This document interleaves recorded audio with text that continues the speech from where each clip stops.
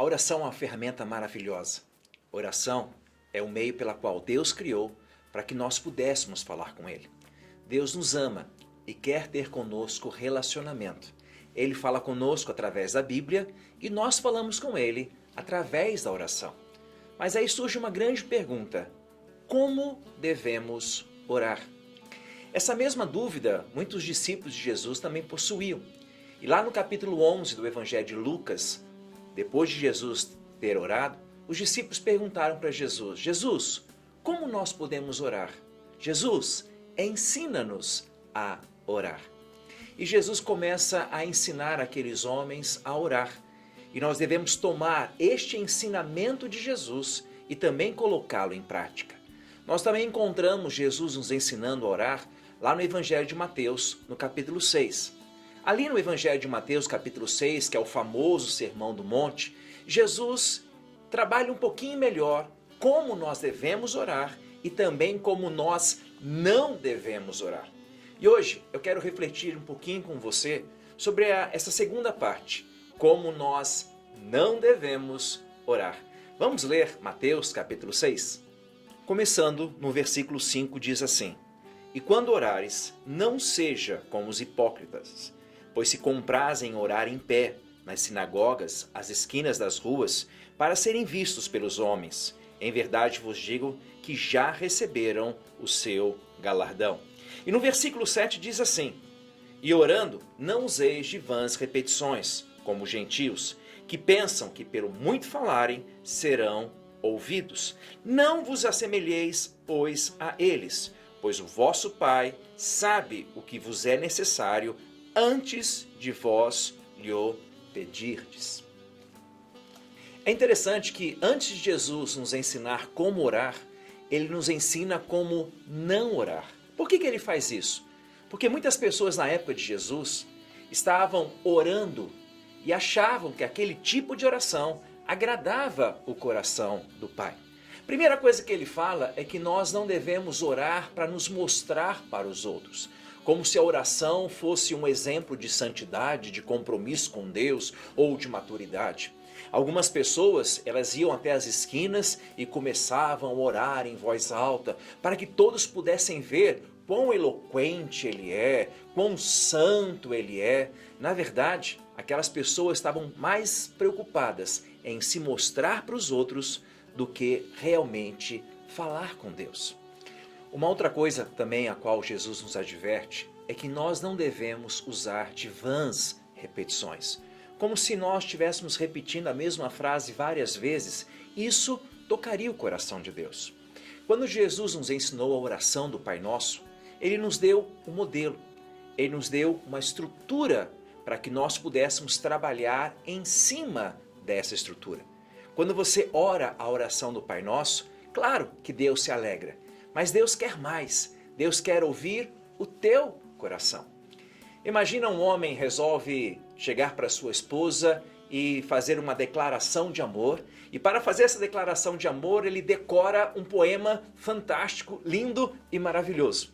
E aí ele chega para sua amada com um buquê de flores e ele começa a recitar este poema tão lindo. Quando ele repete, quando ele cita esse poema bonito, com certeza a sua esposa fica realmente apaixonada, deslumbrada com aquela atitude de carinho, de amor dele. E depois que ele acaba de repetir aquele poema, ele percebe que a esposa gostou. Sabe o que ele faz? No dia seguinte, ele vai lá e repete o mesmo poema. A esposa fica feliz. Aí ele vê que a esposa ficou feliz, sabe o que ele faz no dia seguinte? Ele repete o mesmo poema. E ele começa a repetir isso várias vezes, porque afinal das contas, um dia a esposa gostou. Só que quando ele está repetindo esse poema pela sexta ou sétima vez, a esposa diz: para bem, eu gostei desse poema. Achei bonito que você se esforçou em trazer essas palavras bonitas para mim, mas eu queria que você me dissesse algo diferente. Eu queria que você dissesse algo que vem do seu coração. Claro que Deus se alegra quando nós repetimos a oração do Pai Nosso, mas Ele se alegra muito mais quando nós entendemos a estrutura da oração do Pai Nosso e começamos a falar com Deus aquilo que está no nosso coração. E isso é orar. Se você ficar repetindo todas as vezes a mesma coisa, claro que Deus vai se alegrar, mas Ele quer muito mais. Ele quer que você abra o seu coração e diga aquilo que está te afligindo. Ele quer que você faça uma declaração de amor para Ele. Ele quer que você coloque para fora aquilo que você está sentindo. Isso é orar. E é por isso que Jesus diz assim, não fique usando de vãs repetições, mas quando você orar, que você possa entrar no seu quarto, feche a sua porta. Claro, também isso não é regra, mas ele está dizendo aquela oração onde você vai ter um tempo de intimidade com Deus. Ou seja, fechando a sua porta, você não vai querer se exibir para ninguém.